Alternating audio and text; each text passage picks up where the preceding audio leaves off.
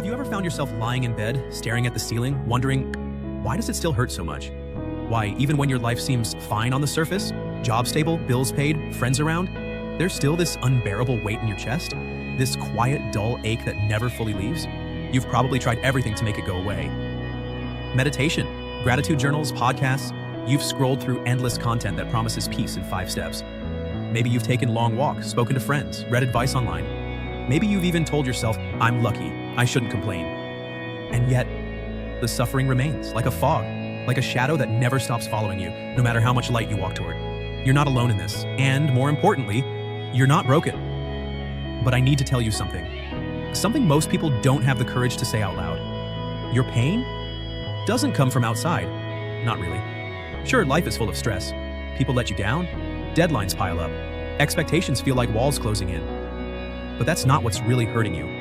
The pain that haunts you, the one that creeps in when you finally sit still, when the noise stops, is coming from within. From something unacknowledged. From a part of you that's been abandoned. Psychologist Carl Jung once wrote, "What you do not bring to consciousness returns as fate." And whether or not you realize it yet, that's what's happening to you. You're not just tired. You're not just stressed. You're not just going through a rough patch. Life is trying to tell you something, and you've been ignoring it. You've buried it under distractions, streaming, working, drinking, overthinking. You've tried to mute it with shallow relationships, with validation seeking, with avoidance. You've told yourself it'll pass, and maybe for a while it does. But then, like clockwork, it returns. And here's why. The pain doesn't want to be ignored. It doesn't want to be silenced. It wants to be understood. This isn't a motivational speech. This isn't a self-help gimmick promising instant relief. This is an invitation, a provocation, a mirror.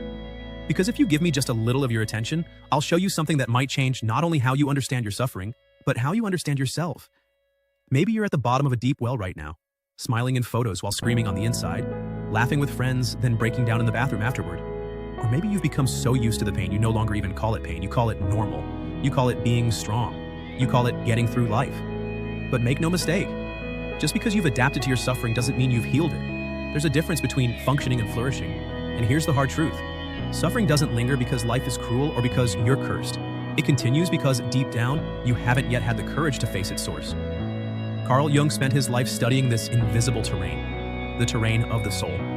He mapped it not with formulas or textbooks, but with stories, symbols, and lived experience.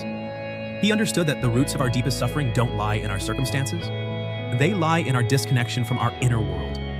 He knew that the only way out of the pain is not around it, not to numb it or rise above it, but through it. So ask yourself, what if your sadness is not random? What if your anxiety is not just chemical or genetic? What if your restlessness is not something to medicate away, but a message? What if pain is not a problem to solve, but a compass to follow? You might be thinking, okay, but what is this pain actually trying to tell me? The answer is simple. Not easy, but simple. Your pain is telling you you have strayed from who you really are. You're living someone else's life. You're acting out a script written by voices that are not your own. Parents, teachers, social media, culture. You're performing, surviving, checking boxes. But your soul, it knows. And it's protesting in the only language it has left, emotional pain. This pain doesn't scream, it whispers.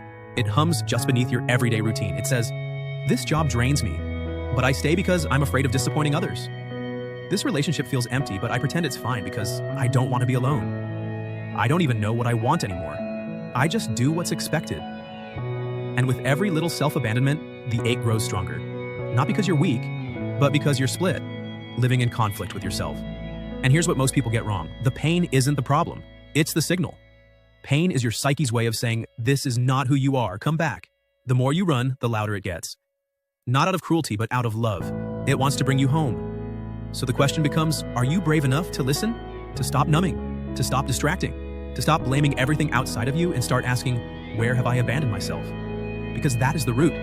That's where the work begins. And no, this isn't about blaming yourself. It's about reclaiming yourself. Because underneath your anxiety is a truth you've been avoiding. Beneath your sadness is a version of you waiting to be seen. Beneath your constant striving is a soul whispering, I miss you. Carl Jung believed that pain is not a punishment. It's an initiation. It is life's way of guiding you back to the truth. So if you're feeling heavy right now, good. It means you're still in touch. It means you haven't completely shut down. Because the only people who are beyond healing are those who no longer feel anything at all. And that's not you. You're here. You're reading this. And that means something in you still wants to come alive. In the next part, we'll go deeper. We'll look at why you've disconnected. We'll explore the psychological armor you've built to protect yourself and how that armor is now suffocating you. We'll explore what Carl Jung called the shadow, the hidden part of you that holds not only your fear and shame, but also your brilliance, your creativity, your passion. But for now, just breathe. You've taken the first step. You've stopped running, if only for a moment. And in that stillness, something ancient inside you is waking up. That is not weakness. That is the beginning. You believe you're suffering because of others, because of your demanding boss, your emotionally distant partner, the rising cost of living, the pressure to succeed, the weight of expectations, and it's true, those things hurt. They add stress, they provoke anxiety, they drain you. But they are not the core. They are surface waves, the visible symptoms. The real pain, the one that lingers, that rots quietly inside, is deeper. It's the pain of disconnection. Disconnection not from the world, not from people, but from yourself. Carl Jung once said, "The greatest tragedy of the soul is to live a life that is not your own." And that's exactly what you've been doing. You're not broken. You're just misaligned with your own truth. You're not weak. You're just tired of pretending. Because long before your current struggles, something else happened. You were trained, subtly, relentlessly, to betray yourself. Think back. When you were a child, you were raw, unfiltered, honest, emotional, curious, expressive. But very quickly, you learned that being yourself came with a cost. You cried and were told to be strong. You got angry and were punished. You showed excitement and were shushed. You spoke your truth and were laughed at or ignored. So you began to edit yourself. You learned what parts of you were acceptable and which needed to be hidden. And little by little, you drifted. You began to play roles. The good daughter, the smart son, the quiet one, the helper, the achiever. Roles that made others comfortable but made you feel invisible. You learned how to get approval by not being too loud, too emotional, too real. You developed a personality that was digestible. But that personality, it wasn't fully you, it was armor. And now, years later, you're still wearing that armor. You've built a life around a version of yourself that was never truly yours. You go to work and perform, you go home and collapse, you go out and pretend to enjoy yourself, you wake up and wonder why everything feels so heavy, so empty, so disconnected. This isn't failure, this is adaptation taken too far. You've become excellent at being what the world needs you to be, but poor at being what you need. And here's where the suffering begins. It's not failure that hurts you. It's the constant betrayal of your truth. It's not loneliness that wounds, it's the inability to recognize who you are when you're alone. It's not what they said or did. It's what you do to yourself every time you stay silent when your voice trembles to speak. Every time you nod when your soul wants to scream no. Every time you swallow anger, suppress sadness, fake joy. You're not just living a lie. You've become estranged from your own reflection. You look in the mirror and see someone tired of being tired. And the worst part? You've normalized it. You've convinced yourself that this is just adulthood, that everyone feels this way, that maybe happiness is just for other people. But your body remembers, your nervous system remembers, your soul remembers, and it's trying to get your attention. That tightness in your chest when you agree to something you don't want to do, that anxiety that spikes before a conversation where you'll hide your real opinion again, that exhaustion that comes after a day of smiling through discomfort, those are not random, they're alarms. Emotional pain is the soul's siren screaming, you're abandoning yourself. Let's call it what it is. This isn't burnout. This isn't just stress. This is self-abandonment. And self-abandonment over time becomes suffering so quiet, so constant, you no longer recognize it for what it is. You think, maybe I'm just ungrateful. Maybe I'm too sensitive. Maybe this is just life. No, this is your spirit in revolt. You've spent so long trying to be who you thought you were supposed to be that you forgot who you actually are. But here's what no one tells you. Your suffering is a sign of life. It means the real you, the one buried under conditioning and performance, is still in there, trying to rise. And as painful as this is, it's good news. Because suffering, when listened to, becomes a compass. Jung believed that all emotional pain carries meaning. It's not random, it's symbolic. It reveals where you are divided inside, where you're living out someone else's idea of who you should be. So instead of asking, how do I stop feeling this way? Try asking, where am I being untrue to myself? Because every time you say yes when you mean no, every time you laugh to avoid conflict, every time you diminish your needs for someone else's comfort, you're not just being nice. You're betraying your core. And this betrayal comes with a cost. That cost is your inner peace, your vitality, your sense of direction. You wake up, go through the motions, check your calendar, and still feel empty. You achieve the goal, post the picture, get the praise, and feel nothing. Why? Because what you've built wasn't made for the real you. It was made for the mask you wear. So what now? How do you begin to undo years of disconnect? It starts with this. You stop pretending you're okay when you're not. You stop calling fine what's actually draining. You stop trying to fit in when your soul was never meant to shrink. You begin to listen to what hurts, to what feels off, to what you've buried. Because buried doesn't mean gone, it means waiting. And here comes the turning point. There is a part of you that holds all of this pain, all of the shame, all of the unmet needs, all of the desires you've locked away. Carl Jung called it the shadow, not because it's evil, but because it lives in the dark, because you've never dared to fully face it. But it's there, and it's powerful. The shadow isn't just a storehouse of your flaws, it's the vault that holds your fire, your brilliance, your repressed strength, your unclaimed creativity, your truest voice. And in the next part of this journey, we're going to face it, not to fear it, but to understand it. Because when you stop running from your shadow, you begin to reclaim your soul. And in doing so, you begin the process not of changing who you are, but of coming home. You want to stop suffering. You tell yourself this every time you cry behind a closed door, every time your heart races for no clear reason, every time your smile feels like a performance. You want relief. And so you fight the symptoms. You try to suppress the anxiety. You try to fix the anger. You numb the sadness with distractions. You treat guilt as a glitch in the system. But what if these emotions aren't flaws? What if they're not enemies? What if they are messengers holding something sacred? Let me offer a new perspective. You are not suffering because of the emotion itself. You are suffering because you have refused to listen. Carl Jung gave a name to the place where all these unwanted parts of ourselves go. He called it the shadow. And while the name might sound ominous, it's not evil. It's not dangerous by nature. The shadow is simply this: everything about you that you've rejected, denied, or hidden because someone once told you it was unacceptable. Think about it. All the times you were told, don't cry. Stop being so sensitive. You're too loud. You want too much. You're not enough. And so slowly, you learned to tuck parts of yourself away. You buried your intensity. You minimized your ambition. You silenced your sadness. You masked your rage with politeness. You turned your deep need for connection into jokes about not caring. But nothing truly disappears. It just retreats into the dark. And in the dark, those parts don't die. They wait. They wait for moments when your guard is down. They wait for situations that feel eerily familiar. They wait for triggers to resurface. And when they do, they don't whisper. They erupt. That time you lashed out and couldn't explain why? The relationship you sabotaged even though it felt right? The job offer you turned down for no logical reason? That was your shadow. It's the part of you that's been exiled. But exile doesn't mean powerless. In fact, the shadow often holds more influence over your life than your conscious mind does. Jung said it clearly. Until you make the unconscious conscious, it will direct your life and you will call it fate. So what you call bad luck, coincidence, a pattern you just can't break, that may actually be the shadow at work, pulling the strings from the basement of your mind. Let's be honest. Facing this truth is uncomfortable because it means taking off the mask. It means admitting that you are not just a victim of your circumstances. You are, at least in part, a co-creator of your suffering. That doesn't mean it's your fault. It means you have more power than you think. And that power begins with awareness. So what exactly lives in your shadow? Here are a few examples. The jealousy you pretend you don't feel. The anger you hide under niceness. The sadness you mask with humor. The ambition you disguise as humility. The sexual energy you suppress out of shame. The fears you don't name because they make you feel weak. These parts aren't dangerous because they exist. They become dangerous because they are denied. What we resist becomes distorted. What we hide gains power in silence. So how do you meet your shadow? First, with honesty. Brutal, uncomfortable honesty. It requires saying things like, yes, I envy her success. Yes, I'm still angry about what happened years ago. Yes, part of me wants to be seen and adored. Yes, I'm tired of pretending I'm always okay. This honesty isn't weakness, it's liberation. Because once something is seen, it loses its grip. Next, you must meet your shadow with compassion. Remember, the parts of you in the shadow didn't go there because they were bad. They went there because, at some point, it was unsafe to express them. You hid your rage because you were taught that angry people aren't lovable. You buried your sadness because you had to stay strong for others. You masked your need because you learned that needing too much gets you hurt. The shadow is not a monster. It's a collection of wounded children wearing adult skin.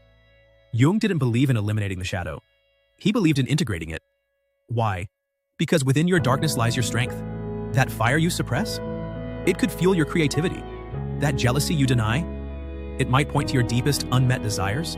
That anger you avoid? It may be the missing boundary that could change your life. The very things you fear inside yourself are often the keys to your wholeness. Integration doesn't mean acting on every dark impulse. It means acknowledging their presence, understanding their origin, and choosing how to respond consciously. This is where maturity begins. Because when the shadow is not faced, it hijacks your behavior. When it is seen, it becomes a powerful ally. So how do you begin this process? You start small. Journal without censoring. Let the raw, ugly truth come out. Reflect on the patterns that keep repeating in your life. Observe your emotional triggers. What feels exaggerated? Pay attention to your body, tightness, restlessness, exhaustion. These are signs of inner conflict. Most importantly, drop the moral judgment. You're not bad, you're human. Facing the shadow takes courage. It means leaving the comfort of self-image and stepping into self-truth. But here's what no one tells you. You can handle it. Yes, you. You are not too fragile. You are not too far gone. You are not too late. In fact, the very pain you've been running from contains the resilience you need. Because on the other side of this work, on the other side of this confrontation, lies something rare. Freedom. Freedom from the need to be perfect. Freedom from the weight of constant performance. Freedom to live in alignment with your whole self, light and dark. In the next part of this journey, we'll talk about what happens once you've met your shadow. We'll explore what it means to walk the path of healing, not by trying to become someone new, but by reclaiming who you've always been. We'll talk about how to act from this place of inner truth, because seeing the shadow is only the beginning. What you do with it is what transforms your life. You've come a long way. You've stopped running. You've faced the ache behind the smile. You've looked into the mirror and whispered truths you never dared to say out loud. You've cracked open the vault of your shadow, and for the first time, you've seen what lives there. Now comes the most sacred moment of all, the moment of choice. Because insight is not enough. Awareness is the beginning, not the end. True healing begins only when you take action from what you've come to know. Carl Jung wrote that the privilege of a lifetime is to become who you truly are, not who the world told you to be, not the persona you constructed to survive, but the unfiltered, integrated, full-spectrum you. This journey, through disconnection, through pain, through shadow, is not about fixing yourself. You were never broken. It's about reclaiming yourself, about gathering the lost, exiled, shamed pieces of your being and saying, you belong, all of you. But let's be honest, wholeness isn't glamorous. It won't make your life a highlight reel. It won't make you immune to fear, sadness, or loss. It won't turn you into someone who's always calm and certain. What it will do is bring you home. It will root you in something deeper than approval, status, or image. It will allow you to look at your life and say, with honesty and softness, this is mine. I chose this. I am no longer living by default. So what does it actually look like to live from this place of integration? Let me show you. It looks like saying no without guilt when something violates your truth. It looks like saying yes without fear when your heart longs for something more. It looks like walking away from people who only love the mask and walking toward those who love the whole of you, even the unfinished parts. It looks like crying without apology, laughing without restraint, pausing when you need rest, not just when you've earned it. It's waking up and checking in with your body before you check your phone. It's noticing when your smile is real and when it's armor. It's catching yourself mid-pattern and choosing differently. It's feeling the old fear rise up and walking forward anyway. This is what it means to live consciously, to exist as an integrated human being. But be warned, this kind of life will cost you. It will cost you your comfort. It will cost you certain relationships. It will cost you your ability to pretend. But in return, it will give you something priceless, peace. Not the kind of peace that comes from everything going right, but the kind that comes from no longer being at war with yourself. There comes a quiet moment after deep inner work. Not a dramatic breakthrough, not a lightning strike, just a soft shift, a breath, a stillness, a sense that somehow the war inside is over. That's wholeness. It doesn't shout, it doesn't demand, it just is. And once you've tasted it, you'll never again be satisfied with a life of performance. But there's one more thing you need to know. Wholeness isn't something you achieve and then keep forever. It's not a permanent state. It's a practice, a return, a relationship with yourself that you must choose daily. There will still be days when your fear speaks louder than your courage. There will be moments when the old roles try to creep back in, when your mind whispers, don't be too much, or just say yes and keep the peace. And that's okay. This isn't about being perfect. It's about recognizing when you're slipping into the old pattern and choosing gently to come back. This is the real work of integration, not to become better, but to stay true. Even when it's inconvenient, even when it's lonely, even when it costs you approval. Because integrity is expensive, but living without it costs you more. There will be days when people don't understand your change. They'll say, you've changed, like it's an accusation. They'll miss the version of you that was easy, agreeable, silent. Let them. You're not here to be digestible, you're here to be whole. Not everyone is meant to walk with you beyond this point. Some relationships will fall away. Some environments will become unbearable. Some dreams will dissolve to make room for new ones. Let them. Because what's waiting for you on the other side is you. The you that doesn't need constant validation. The you that wakes up with clarity. The you that walks into rooms without shrinking. The you that doesn't apologize for existing in full color. And that version of you isn't a fantasy. They're already in you right now, waiting for your permission. So what does a life of wholeness look like? It looks like this. You say no without a 30-minute explanation. You express disagreement without guilt. You choose rest without needing to earn it. You disappoint others and still sleep well at night. You feel sadness without judging it and joy without doubting it. You stop chasing peace and start creating space for it. You stop waiting for someday and begin to live now. This isn't about big, dramatic gestures. It's about the quiet power of making choices aligned with your inner truth, moment to moment, breath by breath. And when life gets hard, and it will, you return to your practices. You journal. You sit in silence. You walk in nature. You talk to the younger version of yourself and say, I've got you now. I won't abandon you again. You come back again and again and again. Because that's what healing is, not a destination, a rhythm. And maybe one day someone will ask you, how did you become so grounded, so authentic, so calm? And you'll smile, not with ego, but with a quiet knowing. Because they won't know how much it cost you. They won't know how many nights you cried before the clarity, how many identities you had to bury, how many truths you had to unlearn just to come back to yourself. But you'll know. And that will be enough. Now, one last thing before we close. You're not here just to survive your own journey, you're here to live it, fully. And in doing so, to light the way for others simply by existing as yourself. You don't need to have all the answers. You don't need a platform or a title. You just need to be present, honest, and kind. To yourself first, then to others. So if this message stirred something in you, let that be your sign. Not to rush, not to force, but to trust that something has shifted inside you. Maybe it's subtle. Maybe it's massive. Either way, it's real. And real change doesn't come from intensity. It comes from consistency, from choosing over and over again to live from truth instead of habit, from soul instead of script, from freedom instead of fear. This is your life, not your parents', not your bosses', not society's, yours. You owe it to yourself to live it like it matters, because it does, because you do. And the day came when the risk to remain tight in a bud was more painful than the risk it took to blossom. Anais Nin. That day is now. Choose